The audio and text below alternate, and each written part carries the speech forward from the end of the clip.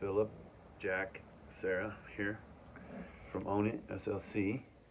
We missed you guys. We did. Like literally and figuratively. Meaning I was looking forward to doing a class with you guys, but I think I bet what happened is it was the day after Thanksgiving, and it was probably like hectic, and maybe staff was off or whatever. I don't hold it against you guys. No. I doubt Sarah does. So, but this is a video to maybe supplement the class a little bit.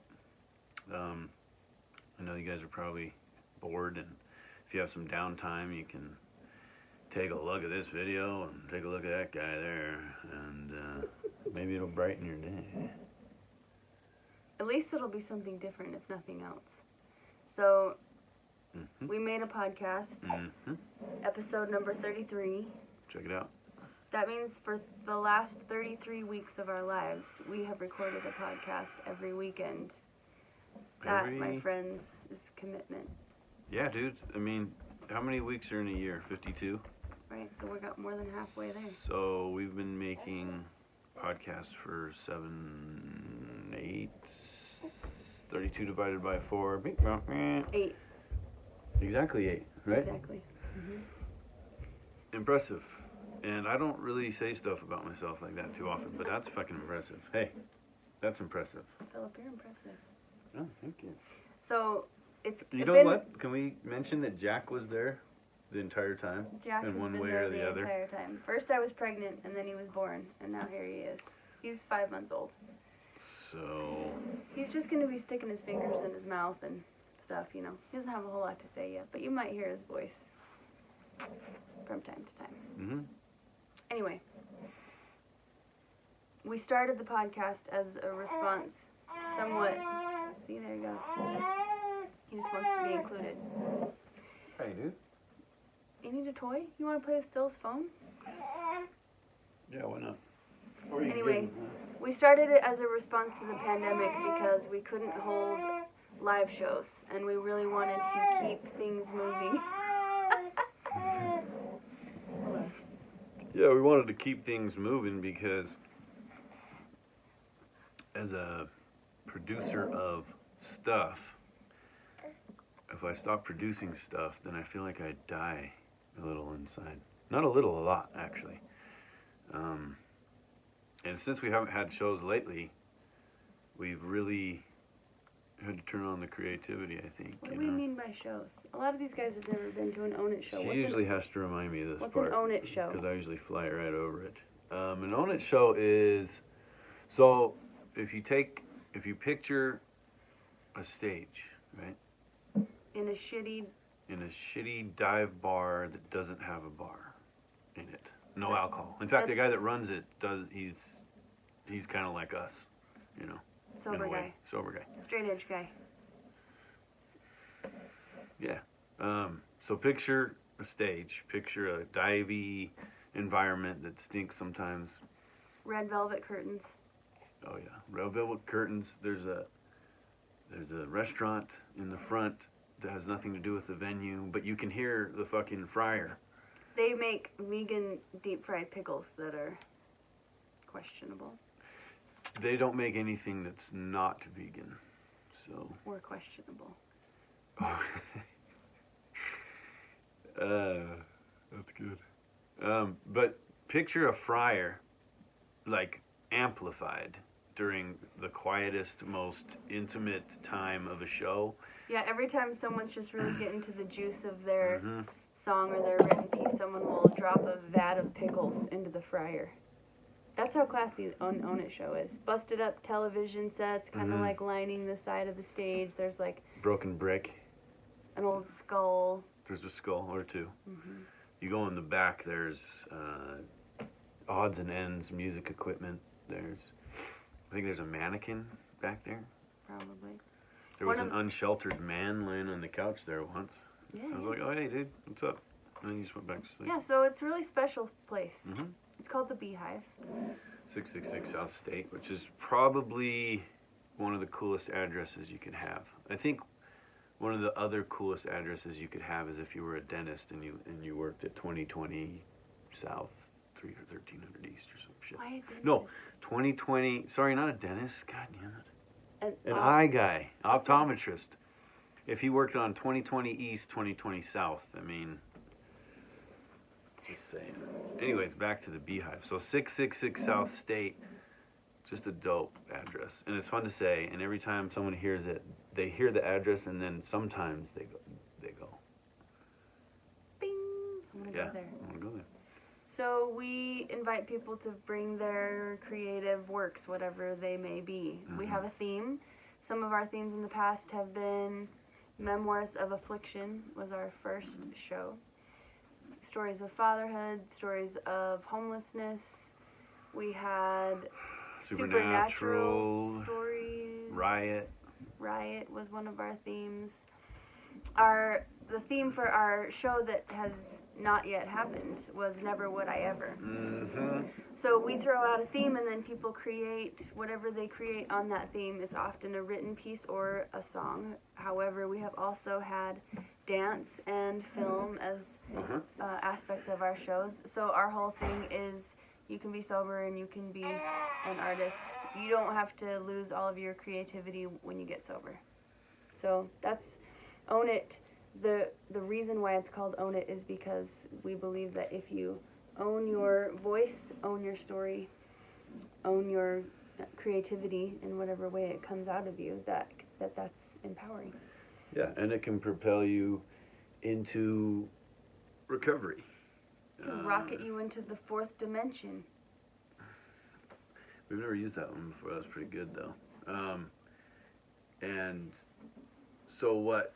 So we were. I mean, imagine that. Like that was. I think that was described pretty cool in a way where if I was listening to this, I'd be like, that sounds pretty dope. I want to go there. I'd like to go see that. The room is packed. We always pack the room. I don't know how that happens. There are all sorts of different kind of people. Your mom, your grandma. Yeah. Treatment centers. And it's all ages. So kids go. Jack was there in my stomach. Spirit? He was there. Well, he was there at the desert. That's true. He was. So, but we haven't been able to do all the shows we want to do. We want to do one every month. We started April 2019 was our very first show, and we've done 12 live shows. But if you do the math, there should be more than that. But what happened was, pandemic. We're like, what are we gonna do? Sarah's like, hey, I want to do a podcast, and then we turned it into a podcast. And we did some research on podcasts. And then we didn't follow any of it. Except the consistency aspect of it. So every week we show up in the fort, which is a name we have deemed my recording booth in my apartment. And we sit in there and we make a podcast. And the newest one is episode 33, called If You Put a Thing on a Thing, It Turns Into a Thing. Something like that. Can't remember the exact. If you make a thing, it puts a thing on it. And basically what we're talking about is talking something to death. You're just talking too much about a thing. And the more you talk about it, the more of a thing it is. And if you don't talk about it, then it's not a thing. More weight. Yeah. That's what we mean by, what is it again? If you make a thing about a thing, it puts a thing on it. Right. So it's really hard to remember. If you make something. If you make a thing, it puts a thing on it. Yeah. If you make a thing, it puts a thing on it. Which basically means if you don't just. I'm big on essence of a thing, of a situation, of a person, of a love, of whatever.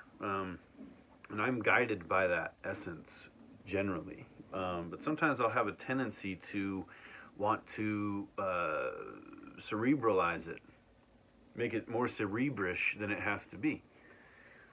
And then I get cerebranded by her about, talking too much. And sometimes I cerebrand her, So what we find is you just shut the fuck up about it. So, ironically, here he goes. Oh gosh, good sneeze. Kazuni. Good sneeze, Jack. Ironically, the writing prompt that we want to offer you guys is simple. One thing I talk about too much is. And so, what I have found, like, we could have talked about recording a podcast. We could have talked about having a show. But at some point, you just got to stop talking about it and you got to start doing about it. So, in the podcast, which hopefully you guys will get to listen to, if they didn't play it for you yet, ask them to play it for you. It's totally ridiculous and you'll laugh at us. But really, there's some stuff in there that's not too dumb in between all the dumb stuff. But sometimes I talk about something to avoid actually having to make a decision about it or do it. So, for example, I have been a rock climber at times in my life, and one of the things that my friend told me, who taught me how to rock climb, was if somebody talks about how good of a rock climber they are, they're probably not that good at it. But if they just show up and climb, then they might be kind of good at it. For some reason, rock climbers really like to talk about it. Super annoying. But they want to talk about all the beta and all the gear and all the tips and all the techniques and stuff, and it's really pretentious. So at the bottom of a climb, you'll hear all these people, and they're like, well, when I climbed with gear and rating, and some of the best climbers I have seen, it was this husband and wife duo. The one guy's name is Creed, and I can't remember what his wife's name is because she didn't really talk. They would just walk up to the base of a thing and just start climbing it, and they were so efficient. And recently they've climbed like this massive big wall thing in Yosemite, and they didn't talk about it. Someone else told me about it. So perhaps I might be avoiding the truth about something if I just talk about everything I know about it. So if we were to do a class, or an actual live class with you guys, we would kind of have a discussion, and we would talk to you about Own It, which we did. We would talk a little bit about the podcast, which we did, and then we would offer you a writing prompt, and then you would get to write, and then we would actually get to go around and hear everybody's writing. So the prompt, one thing I talk too much about is, and then whoever is facilitating this group for you guys right now, if they could set a timer and have you guys write for 10 minutes, then you might learn something. People write for lots of different reasons: to sound cool, to rhyme, to persuade, to be romantic, to be angry. You can write for whatever reason you want. One reason that I really like to write is I like to write to discover. So at Own It, we really work with people on their written pieces. And so they'll write their first draft on the theme, but then we meet in groups and we try to get underneath, like, okay, so what else? Like, what else could you discover about this theme? What else could writing show you if you wrote to discover what you don't know yet about yourself, about the topic? Writing also can be very much release, an outlet, a meditation. It can be so many things. And I don't want to tell you what that thing is. All that I want to do is ask you to write possibly on that theme for 10 minutes until the timer goes off and see what happens. Yeah, and during that period of time, the objective, the challenge, is to keep your pen going the whole time. And when you're done, feel free to go around and in a circle and share your piece. The other challenge, which I hope you do, is because we won't be there to make sure that you do. Is not say anything about the piece. Just say thank you, or sometimes we go like this. And the idea of that is when you're in treatment, or I mean in life in general, you know, most performances about the clap, right, or the hey, good job, or the feedback, and we didn't just come up with this rule before we started working in treatment. It's actually become, or more of a guideline, it's become a thing that we've noticed is that when you're in treatment, you're getting feedback all day long. And so the last thing we want to facilitate is something where you don't feel like you have the opportunity to say whatever you want because you're worried about ridicule or feedback, or maybe you just don't want to hear anyone say anything about what you said.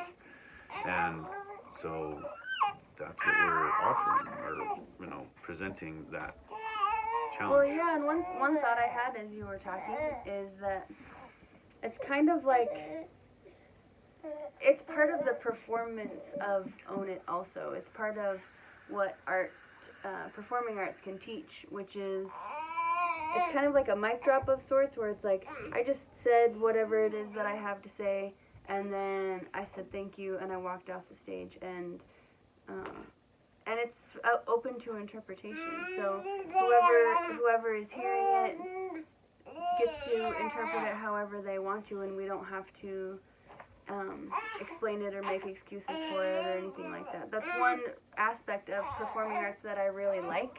I like being able to work on a piece, write it, share it, and then that's it. And then it's done. And then we don't have to talk about it.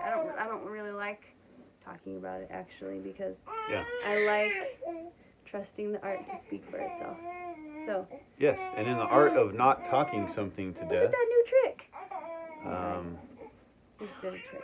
Oh, he does tricks because he's growing and stuff. But in the art of not talking something to death, there you go. Start your clock and have a great day. Bye-bye. Peace.